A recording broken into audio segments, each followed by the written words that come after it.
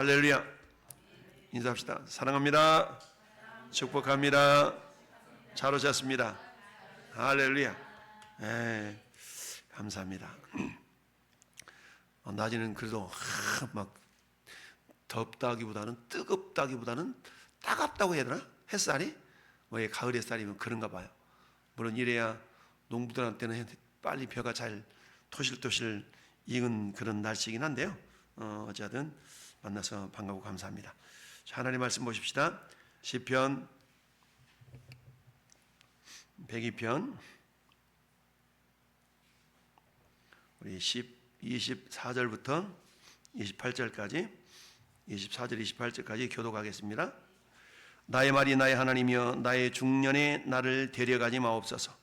주의 연대는 대대에 무궁하나이다.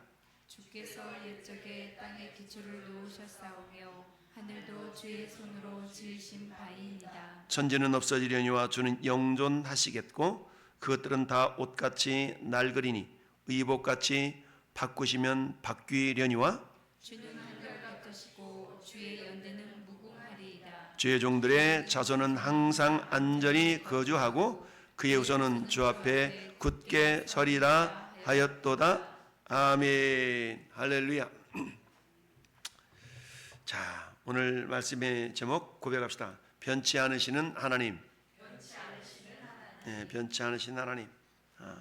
하나님께서 24절에 주의 연대는 대대에 무궁하시다. 26절에 천지는 없어지려와 주는 영존하시겠고. 자, 영존, 영원히 존재한다는 얘기죠. 늘 말씀드리지만 하나님은 항상 믿는 자들에게 현재로 존재하신다. 그러니까 하나님은 죽은 자의 하나님이 아니라 산 자의 하나님이다 라고 말씀했죠. 왜냐하면 아브라함 시대도 하나님은 1대1로 하나님과 현재로 존재하셨고 이삭에게도 그 시대의 하나님은 살아서 1대1로 또 대면하셨고 야곱도 역시 마찬가지죠. 따라서 시대와 나이는 달라도 하나님은 그 시대마다 동일하게 현재로 존재하시는 하나님. 근데 아브라함에게 나타나셨던 하나님 오늘 이 시간 저와 여러분에게도 나타내 주시는 하나님인 동일하신 하나님인 줄 믿습니다. 이처럼 하나님은 영존하시다. 자, 다 옷같이 낡으리니 의복같이 바꾸시면 바뀌려니와 주님은 한결같다. 주의 연대는 무궁하다. 참 옷이 낡아진다 라는 말은 우리가 경험들을 하죠. 저는 이렇게 몸에 편한 옷을 많이 좋아하거든요. 몸에 편한 옷. 그러다 보니까 입는 옷만 자주 입게 되더라고요. 입는 옷만 자주 입게 돼. 그래서 이 옷장에 보면 안 입는 옷. 우리 집사람 얘기. 여보 안 입는 옷 내다 버리세요. 내다 버리세요. 이사 가면서 안 입는 옷 절반 이상 버린 것 같아요. 그래도 여전히 몇 개 남아 있는데 근데 그 중에 참 제가 이 와이셔츠도 좋아하는 와이셔츠가 있는데 이게 낡아가지고 이 겨드랑이가 터진 거예요. 제가 재봉틀질을 할 줄 알아요. 그 집에 재봉틀이 있거든요. 제가 그래서 탁 떨어진 것은 제가 다 기워 입어요. 기워 입고 누벼 입고 이러는데 누벼 입다가 이쪽 누비면 이게 낡아지고 또 터지는 거야. 그럼 이걸 이렇게 덧대가지고 이렇게 누벼 입었는데 이게 더 이상 낡아지니까 우리 집사람이 여보 그만 버립시다. 제가 좋아하는 옷을 그렇게 입어요. 좋아하는 옷을 그렇게 입는데 아무튼 그랬는데 그것을 한 15년 와이셔츠인데 한 15년 입은 것 같아. 그래가지고 이게 메이커가 있는 제품이라 이게 카라라고 그런가요? L이라고 그런가요? 이것만을 이렇게 교체를 해주더라고요. 근데 그건 썽썽한데 겨드랑이 이런 데가 낡아가지고 자꾸 이렇게 잡으니까 미어지는 거야. 그래가지고 안쪽에다가 덧대가지고 제 무털로 이렇게 해서 입곤 했는데 그 덧대 옆부분이 또 미어져가지고 이제 더 이상 못 입겠는 거야. 그 입으려고 했더니 집사람이 뺏어가지고 버리는 바람에 이처럼 옷은 낡아져. 뿐만 아니라 제가 얻어 입은 자켓이 있는데 저희 큰형님이 입던 옷인데 이 양반이 굉장히 멋쟁이거든요. 멋쟁이라 가지고 이제 하나 얻어 입었는데 제가 키가 크잖아요. 소매를 내서 이렇게 막 입었는데 근데 이것도 굉장히 편한 옷이야. 근데 어느 날 이게 미어지는 거야. 미어져. 이렇게 가만히 됐는데 옷이 미어져가지고 그것도 결국에는 기어 입다가 결국에는 그것도 여보 이것도 버려야 될 것 같아. 그래서 이제 버렸는데 오늘 말씀 보니까 옷은 낡아지더라고. 낡아져. 근데 더디 낡아지는 것 뿐이지 반드시 낡아지게 돼 있어요. 낡아지게 돼 있어. 그리 있는데 의복같이 바꾸면 바뀌느냐. 이것도 어떤 분이 줘가지고 이게 얻어 입는 건데 굉장히 편한 거야. 그러니까 편하니까 자주 입게 돼요. 근데 비싼 옷 주고 돈 주고 이렇게 산 양복들은 왠지 모르게 막 불편해. 이게 양복 폼이 나야 되니까 좀 불편해. 이런 것들은 잘 안 입게 되는데 의복같이 바꾸면 바뀌느니와 하나님은 한결같으시다. 참, 이 한결같다는 게 믿는 자에게는 축복이고요, 안 믿는 자에게는 저주입니다. 그러면 저와 여러분들이 뭐가 돼요? 축복. 할렐루야. 우리들에게는 축복이 된 줄로 믿습니다. 그렇습니다. 우리에게는 축복인데 우리 서로 한번 읽어봅시다. 말라기 3장 6절에서 하나님은 불순종한 야곱의 자손들을 완전히 멸하시지 않은 이유를 말씀하셨어요. 나 여호와는 변하지 아니하나니 그러므로 야곱의 자손들아 너희가 소멸되지 아니하느니라 라고 말씀했어요. 또한 야곱의 자손을 통해서 주님이 이렇게 말씀하셨어요. 온갖 좋은 은사와 온전한 선물이 다 위로부터 빛들의 아버지께로부터 내려오나니 그는 변함도 없으시고 회전하는 그림자도 없으시니라. 아멘. 이 두 구절 말씀을 통해서 하나님은 어떤 분이시다? 변하지 않으신 분이라는 거예요. 변화가 된다. 오늘 변하지 않는다는 개념을 우리 잠시 한번 다시 이해하면서 그런 하나님이셨어? 라고 확인하는 그런 시간이 되기를 바랍니다. 자, 하나님은 변치 않으신다라고 말할 때 뭐가 변치 않는다고요? 하나님은 성품과 뜻을 바꾸지 않는다라는 그런 의미가 담겨져 있다는 겁니다. 그러니까 하나님은 변하지 않아. 이때 변하지 않는다는 건 뭐냐? 성품이 바뀌지 않는 성품. 우리가 그러잖아요. 아우 그놈의 성깔 어디가? 이런 얘기는 뭐예요? 그놈의 성깔 어디가? 이 말은 그러다 그대로 나온다는 얘기죠. 인간은 그 성깔이 막 나와. 물론 성령으로 확 뒤집어진 사람은 그 성깔이 사라지지만 그러나 덜 뒤집어진 사람은 어때? 아유 그 성깔 어디가? 이렇게 얘기해서 성깔이 그대로 성품이 나타난다는 얘기죠. 그러니까 성품은 빚어져가잖아요. 빚어져가. 인간의 성품은 빚어져가. 그래서 누구를 닮아요? 엄마 아빠를 닮죠. 그러니까 자녀들이 엄마 아빠의 뒷모습을 보고 성품이 이게 닮아가게 되는데 참 가르치지도 않았는데 성격이 닮아가잖아요. 모양새도 닮지만.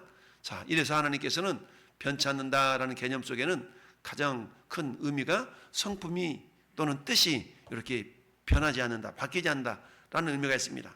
자, 그래서 우리는 민수기 23장 19절 말씀을 같이 복독 읽읍시다. 시작. 하나님은 사람이 아니시니 거짓말을 하지 않으시고 인생이 아니시니 후회가 없으시도다. 어찌 그 말씀하신 말을 행하지 않으시며 하신 말씀을 실행하지 않으시랴. 아멘. 여러분 민수기 23장의 배경은 어떤 배경입니까? 지금 우리가 민수기서 묵상하다가 신명으로 넘어갔긴 했는데 이스라엘 백성들이 이제 가데스 바네아를 떠나서 가나안 땅을 향하여 가죠. 가는 과정 속에서 어디를 만나? 모압 사람들을 만나. 모압 땅을 지나가야 되는 거야. 그러니까 모압 땅을 지나가야 되니까 저 메소포타미아에 있었던 무당을 부르잖아요. 모압 왕 발라기가 발라미를 불렀어. 이름이 비슷해. 그래가지고 어때요? 이스라엘 백성이 오는 것을 막고 싶어가지고 저주를 해달라 그러잖아요. 저주를 해달라 그래. 그랬더니 결국 어때? 하나님께서 이 발람한테 나타나가지고 어때? 결국 나귀가 입을 열어서 말을 하잖아요. 나귀가. 그러면서 결국 발람이한테 너가 말라긴 하는데 내가 시키는 것만 해. 이렇게 결국은 하나님이 지시를 해서 발람이를 데려다가 발라기가 야 저 이스라엘 좀 저주해. 그랬는데 발람이는 저주를 못하죠. 그래가지고 야 장소가 안 좋은가 봐. 일로 와. 그래가지고 한참 가다가 장소를 바꿔서 자 여기서 저주해봐. 그랬더니 저주를 못하고 또 축복만 하는 겁니다. 또 한참 가다가 일로 와서 저주해. 그랬더니 그때도 어때요? 저주하지 않고 뭐예요? 축복만 해요. 그랬더니 이 발라기가 모압왕 발라기가 뿔따구가 나가지고 막 책망하는 내용이 책망해서 너만 내가 더 비싼 돈 줘가지고 이렇게 용하다 그래 데려다가 저 이스라엘 좀 저주하라고 했더니 너 지금 뭐하고 있는 거야? 그때에 발람이가 발락한테 한 얘기가 저 말이에요. 하나님은 사람이 아니시니 거짓말을 하지 않고 인생이 아니시니 후회가 없다. 어찌 그 말씀하신 말을 행하지 아니하시며 하신 말씀은 실행하지 않으시랴. 하나님 나한테 축복을 명령하기 때문에 난 축복할 수밖에 없어 라고 고백하는 내용이죠. 이처럼 하나님은 어때요? 사람이 아니시니 거짓말을 안 해. 야 내가 실현했다. 이런 법이 없다는 얘기입니다. 그리고 또 인생이 아니시니 후회가 없으시도다. 여러분 후회가 없으시도다. 근데 가끔가다 성경은 하나님 후회하셨다는 말씀이 있어요? 있어요? 있어요. 그러면 저기서 말하는 후회가 없으시도다라는 개념과 하나님이 후회하셨다는 개념은 그 글자는 같지만 개념이 의미가 다르겠죠. 어찌 그 말씀하신 말을 행하지 않으시며 하신 말씀을 실행하지 않으시랴. 이 말씀을 통해서 우리는 뭘 생각할 수 있어요? 야, 하나님은 변하지 않는 분이야. 뭐가 안 변해요? 하신 말씀, 뜻이 변하지 않고 그 성품이 변하지 않아요. 할렐루야. 여러분, 하나님의 성품은 우리가 크게 두 가지로 표현하잖아요. 첫째, 하나님은 사랑의 하나님이시다. 둘째, 하나님은 공의 하나님이시다. 그래서 하나님의 성품을 크게 두 가지로 나눌 때 하나님은 사랑의 하나님이심과 동시에 공의 하나님이시다. 사랑은 때 그 하나님의 사랑은 무한하잖아요. 무한해. 그렇지만 그 무한한 사랑은 조건이 있어요. 어떤 조건? 오직 그리스도 예수 안에 있는 자들을 무한히 사랑하시죠. 그리스도 밖에 있는 자들을 하나님께서 어떻게 해요? 그들은 어때? 그들은 심판을 하시죠. 그러니까 하나님께서는 사랑과 공의 하나님이신데 하나님의 사랑은 무한하지만 그 무한한 사랑을 누리기 위해서는 우리가 그리스도 예수 안으로 들어와야 된다. 한마디로 하면 예수님을 믿어야 된다는 얘기죠. 그리스도 밖에 있는 자들은 어때요? 심판이 임하게 되는 것이죠. 그건 결국 뭡니까? 하나님의 공의 때문에 그렇다는 얘기입니다. 자, 어쨌든 하나님은 변하지 않으신데, 자, 하나님이 변치 않으신다는 성경 예를 몇 가지만 우리가 살펴보면요, 우리는 요나 사건을 잘 알고 있어요. 여러분, 하나님께서 요나에게 어디로 가라 그래요? 야, 너는 저 니느웨로 가가지고 내 말을 좀 전해라 라 그랬죠. 그 전하는 내용이 뭐였어요? 너희 회개하지 않으면 심판한다는 거 아니겠습니까? 근데 지금 니느웨는 이스라엘과 어떤 관계 속에 있어요? 적대적인 관계, 이스라엘을 괴롭히는 관계예요. 그러니까 나의 저 요나 입장에서는 가서 전하고 싶지 않은 겁니다. 왜? 저 인간들이 우리를 괴롭히는데 가서 뭐 회개하라 그러니까 저러다 죽게 내버려 두지 이러고 있는 거거든요. 근데 하나님께서 가라 그러니까 신용은 내야 되는데 탁 요바로 나 갔더니 어때요? 니네로 가야 되는데 다시 들어가는 배가 달랑이 있네. 옳았구나. 이건 아닌 것 같아 라고 배를 타는 바람에 어디로 갔어요? 결국 큰 물고기 뱃속에 들어가서 있다가 어떻게 해요? 결국 다시 하나님 살려주셔가지고 결국 니느웨 성으로 가긴 하죠. 근데 니느웨 성읍을 성경 뭐라고 말씀하셨어요? 큰 성읍이라고. 큰 성읍. 큰 성읍. 근데 큰 성읍인데 이 사흘길을 가야 되는 그 큰 성읍인데 요나가 어때요? 사흘길을 걸어서 따박따박 말씀을 전하는 것이 아니라 하루만 휙 하면서 전했어요. 휙 하면서. 그랬더니 어때? 그 니느웨 사람들이 회개를 하는 거예요. 그 당시에. 그러면서 회개를 하고 막 왕도 금식하고 회개하고 막 짐승까지 막 금식을 시키잖아요. 그런 일이 발생했어요. 그때에 자 봅시다. 하나님은 요나에게 니느웨 성에 가서 그들이 멸망할 것이라는 메시지를 전하도록 명령했잖아요. 근데 요나는 어때요? 그 메시지를 듣고 온 도시가 그죠? 근데 처음에는 가기 싫었지만 어쨌든 가서 얘기를 했어요. 그랬는데 어때요? 요나의 메시지를 듣고 온 도시가 회개를 해버렸네. 하나님은 그들을 멸망시키는 대신에 축복해 주셨죠. 자, 그들에게 뭐라고 그랬어요? 야, 너희들 멸망당할 거야 라고 요나를 통해서 말씀했지만 그들이 회개하니까 멸망시키는 대신에 뭐 했어요? 그들을 용서해 주셨어요. 그러면 하나님이 변하신 걸까요? 처음 계획은 멸망시킨 거였는데 그들을 안 멸망 안 시키니까 하나님이 이렇게 변하신 분일까요?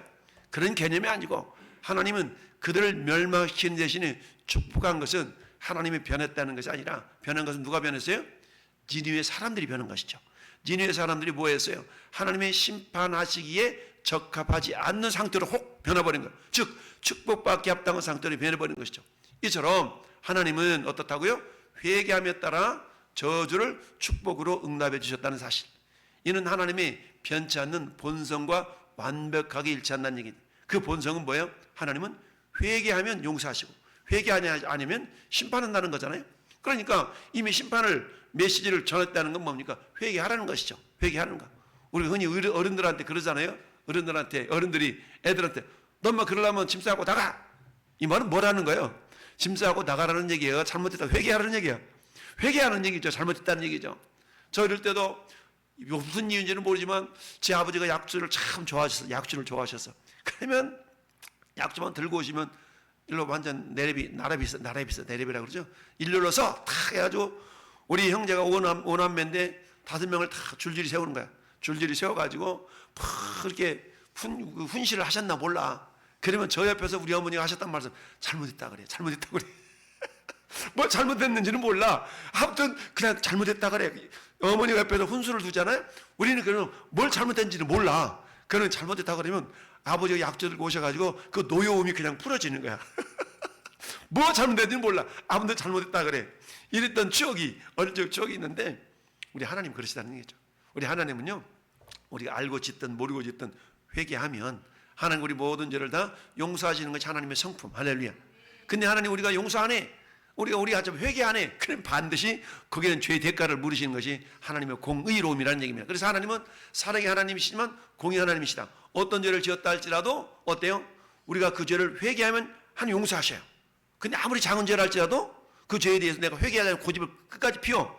그럼 하나님 거기에 대한 심판을 반드시 하신다. 이게 하나님 공의. 그러니까 하나님의 성품은 사랑과 공의의 성품이신데 이것이 변한다 안 변한다? 안 변한다. 그래서 변하지 아니하시는 그 하나님의 본성과 완벽하게 일치한다. 그러니까 니느웨 성읍에 있는 사람들이 심판받기 합당한 상태였어. 근데 하나님께서 어때? 하나님은 모든 사람의 구원을 받으며 진리를 아는 일이기를 원하시는 아버지 마음이잖아요. 그러니까 저대로 가면 저들은 반드시 심판받아야 돼. 그들은 이방인이었지만 하나님의 마음은 그들도 구원받기를 원하셨던 겁니다. 그러니까 그들에게 기회를 주셔서 뭐예요? 야 요나야 네가 가서 좀 복음을 전해. 그런데 요나는 기분 나쁜 거죠. 저 왼수들 그냥 심판받게 내버려 두지 왜 나를 보내가지고. 그런 거 아니겠어요? 하나님의 성품은 회개할 기회를 주셔야죠. 오늘날도 그렇습니다. 저 인간은 귀신 흉보하고 데려가지도 않나. 이런 사람도 있잖아요. 근데 하나님이 왜 그 사람을 바로 데려가지 않는다고요? 회개할 기회를 주시는 거예요. 이게 하나님의 성품이에요. 회개할 기회를 주시되 회개하고 돌아오면 하나님은 사랑해 주셔. 이게 하나님의 성품이에요. 사랑의 성품.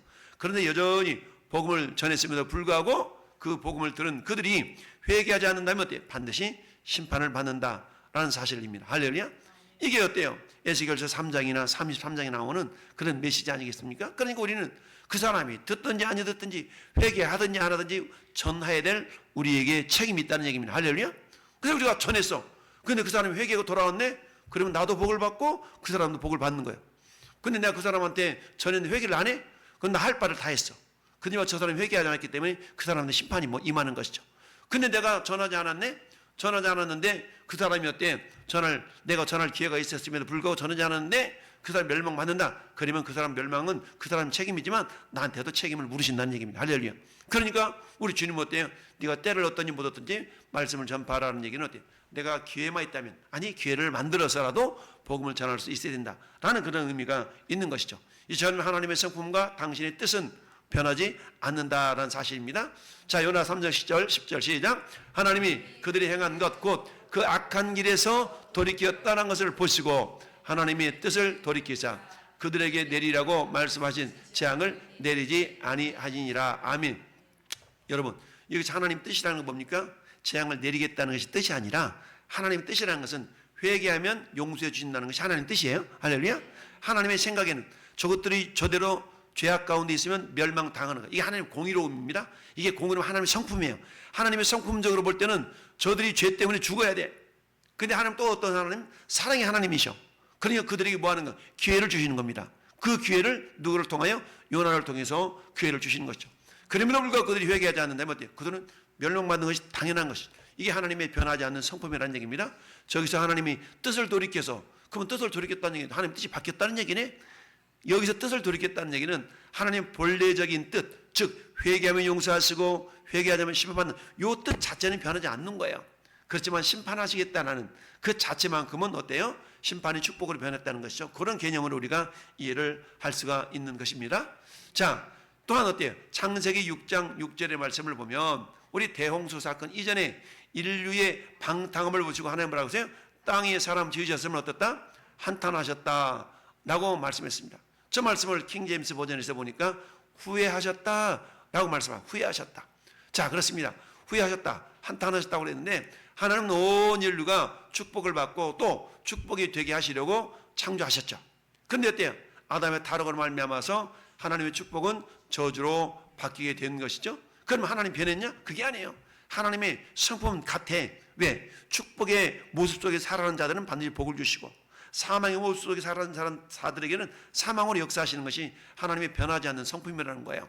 그런데 어때요? 그들은 그 죄 때문에 결국 축복의 모습에서 저주의 모습을 자초했기 때문에 그들에게 뭐가 임한 거예요?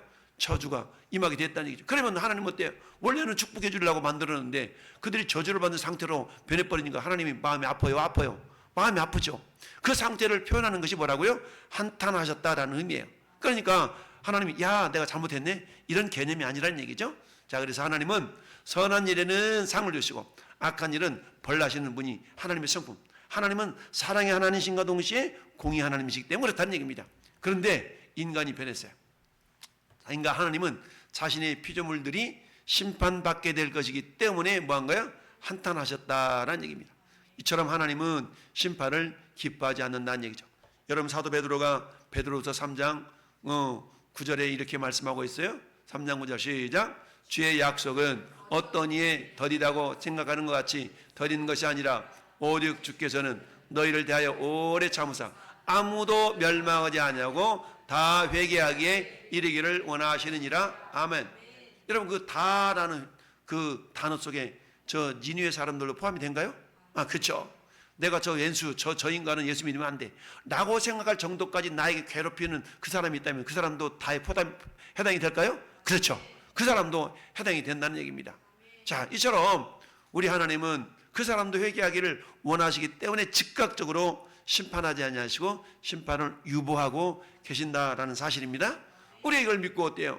여전히 살아있다는 얘기는 회개할 기회가 있다, 예수 믿을 기회가 있다, 구원받을 기회가 있다. 할렐루야. 기회가 있는 겁니다. 자, 성경에서는 하나님이 한탄하셨다고 말하는 것은 하나님이 실수했다고 생각하는 그런 의미가 아니라 하나님이 죄에 대하여는 비통해 하시는 것을 우리가 이해할 수 있는 용어로 표현한 것 뿐이다라는 사실입니다. 할렐루야. 하나님 한탄하셨다, 하나님 후회하셨다는 얘기는 아이고 내가 잘못했네 이런 차원이 아니라는 것이죠. 자, 그것은 하나님이 인간의 죄악을 보시고 슬퍼하셨으며 그들이 어떻게 형통하는지에 따라서 인간을 다르게 행동하는가에 따라서 인간을 다르게 대하셨다라는 얘기입니다. 하나님은 어때요? 그를 믿고 다른 자들에게는 복 주시잖아요. 그러나 불순종하고 원망하고 이런 자들은 어때요? 심판하시지 않습니까? 우리는 이걸 우리가 민수기서를 묵상하면서 이걸 다 이미 경험해 봤습니다. 그렇습니다. 하나님은 뜻이 바뀌지 않으셔요. 그것은 어떤 뜻이 바뀌지 않는다고요? 하나님은 믿고 순종하는 자들에게 복을 주시고 그리고 여전히 불순종하고 원망하고 불평하는 자들은 심판하시는 것이 하나님의 뜻이야. 뜻. 이건 변하지 않는 겁니다. 할렐루야. 항상 기뻐하라, 쉬지 말고 기도하라, 범사에 감사하라. 이건 뜻이야. 뜻. 이건 변하지 않는 거예요. 그런데 우리는 항상 기뻐해야 되고 우리는 쉬지 말고 기도해야 되고 범사에 감사해야 된다는 얘기죠. 할렐루야. 이건 변하지 않는 겁니다. 그러니 우리 어떤 상황 가운데서도 내가 낙심하고 절망할 것이 아니라 감사하고 기뻐하고 기도할 수 있어야 된다는 얘기죠. 할렐루야. 왜 이게 변하지 않는 하나님 뜻이니까. 자, 그러나 우주의 세상은 모든 세상은 모든 것이 변하죠. 변하지 않는 건 없어요. 다 변해. 변하지 않는 걸 진리라고 그러잖아요. 진리. 오직 성경만이 진리지 않습니까? 하나님은 언제나 어제나 오늘이나 영원토록 변하지 않는다. 그래서 히브리서 기자가 히브리서 3장 13장 8절에 이렇게 말씀했어요. 시작.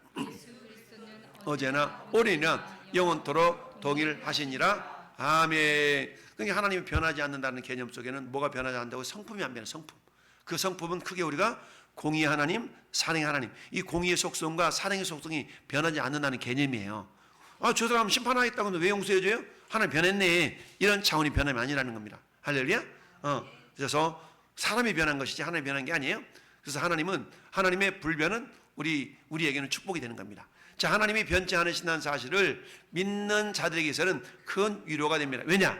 그것은 하나님의 뭐가? 사랑이 영원하다. 할렐루야. 하나님 어제는 사랑의 눈이나 안 사랑이 그게 아니에요. 계속 사랑하신다는 얘기입니다. 하나님 용서도 영원합니다. 한 번 용서했는데 나 용서 취소 이러지 않으신다는 얘기입니다. 하나님의 구원도 영원하셔. 한 번 구원받은 사람은 영원히 구원받는 겁니다. 할렐루야. 구원은 취소되지 않습니다. 하나님의 약속도 영원합니다. 그 약속도 영원해요. 그 약속도 영원하는데 자, 로마서 11장과 디모데후서 2장을 한번 먼저 말씀을 보실까요? 자, 시작. 하나님의 은사와 부르심에는 후회함이 없느니라. 아멘. 오늘 말씀은 지난 주일 난입의 말씀과 일맥상통하죠. 하나님의 은사와 부르심에는 뭐가 없어요? 후회하심이 없느니라. 은사 부르시면 후회하심이 없어. 왜? 하나님은 변하지 않기 때문에. 디모데후서 2장 18절 말씀에도 우리는 미쁨이 없을지라도 주는 일양 항상 미쁘시니 자기를 부인할 수 없으시리라. 아멘. 미쁨이 없다. 믿을 만하지 못하다는 얘기죠. 근데 하나님 미쁘시다는 말 항상 믿을 만하다는 얘기죠. 믿을만하다. 할렐루야. 그뿐만 아니라 에스겔 18장 4절 말씀도 모든 영혼이 다 내게 속한지라 아버지의 영혼이 내게 속한 같이 그의 아들의 영혼도 내게 속한다니 범죄하는 영혼은 죽으리라. 아멘. 그렇죠? 왜? 하나님 죄를 싫어하니까 그 범죄하고 회개하지 않으면 그 영혼은 죽게 돼 있어요. 근데 회개하면 어때요? 용서하시는 것이 하나님의 사랑의 속성. 그러니까 용서해 주신, 왜 용서했어요? 멸망시킨다 그러면서요. 변했네. 이게 아니라 하나님의 성품 자체는 변하지 않으셔. 그 성품이 뭐예요? 사랑의 성품과 공의의 성품이 있는데 어떤 죄를 지었다 할지라도 회개하면 용서해 주시는 것이 사랑이니까 이게 안 변하는 거라는 얘기죠. 할렐루야? 네, 그런 의미로 우리가 이해를 하시면 되겠습니다. 자, 그래서 변화 영원합니다. 우리의 믿음이 떨어지더라도 하나님은 변하지 않는다는 얘기죠. 할렐루야? 기다려 주시고 때로는 재촉하시고 책망하시고 그래서 자꾸 이끌어 주시는 겁니다. 따라서 구원의 확실성은 하나님의 변치 않는 성품에 근거한다라는 얘기입니다. 그러니까 한번 우리가 구원받았는데 우리의 신앙생활은 어때요? 때로는 잘하다가도 때로는 잘못하기도 하고 그러지 않습니까? 근데 어때요? 잘나가다가 계속 잘못해. 죽을 때까지 잘못해. 예. 근데 죽을 때까지 잘못하지만 그 마음 가운데 꺼리낌과 찔림과 이런 상태가 있는 사람은 구원받은 사람이죠. 단지 복이 없는 것이지. 근데 어때요?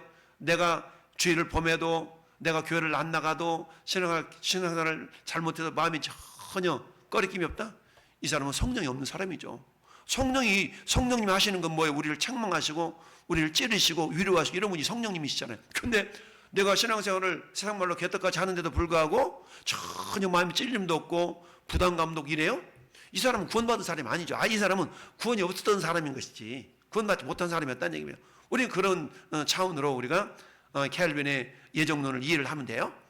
나는 예정됐으니까 나는 어떤 삶을 살아도 구원받아. 이런 차원으로 켈빈의 예정론을 우리가 써먹으면 안 되는 겁니다. 그래서 우리 믿음이 떨어지더라도 하나님은 여전히 변하지 않으시고 우리할 때 재촉하셔요. 재촉하시고 인도에 가시는 것을 우리가 보게 되는데요. 자, 그러나 불신자들에게는 하나님이 변치 않으신다는 것이 아주 끔찍한 사실일 수가 있다는 사실.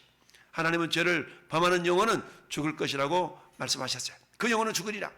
하나님의 말씀은 죄의 삭시 사망이며 또한 그것이 기록되었을 때와 마찬가지로 마지막 심판 때도 그 말씀은 사실이다. 할렐루야. 지금도 죄의 삭은 사망인 겁니다. 할렐루야. 죄 때문에 하나님과 관계가 단절된 겁니다. 그 죄 문제를 해결하지 못하면 우리 어때요? 우리 지옥 가는 겁니다. 근데 예수 그리스도로 말미암아서 그 죄 문제가 해결되었기 때문에 우리 어떤 하나님의 자녀의 천국 백성이 된 줄로 믿습니다. 그렇습니다. 하나님은 심판하는 것에 대해서 거룩한 슬픔을 나타내셨어. 하나님은 왜? 회개하고 돌아오기를 원하셨는데 여전히 회개하지 않아. 그러니까 하나님은 심판하실 수밖에 없는 겁니다. 그게 하나님의 슬픔이야. 하나님의 애통의 하심입니다. 할렐루야. 네, 절대로 흔들리지 않으시며 죄에 대한 강경한 입장을 누그러뜨리시지도 않는다라는 사실입니다. 여러분 시편 119편 89절을 한번 볼까요? 시작. 여호와여 죄의 말씀은 영원히 하늘에 굳게 섰사오며 아멘. 굳게 섰어. 하나님 마음이 약해가지고 이랬다 저랬다 하시지 않는다는 얘기입니다. 할렐루야. 그러니 하나님은 반드시 죄에 대해서는 싹쓸 물으시고 회개하고 돌아오면 반드시 용서하시고 이게 하나님의 변하지 않는 성품이라는 사실. 할렐루야. 우리 결론을 읽어볼까요? 그리스도인은 하나님이 변치 않으신다는 사실을 알므로써 안심이 되고 힘이 생깁니다.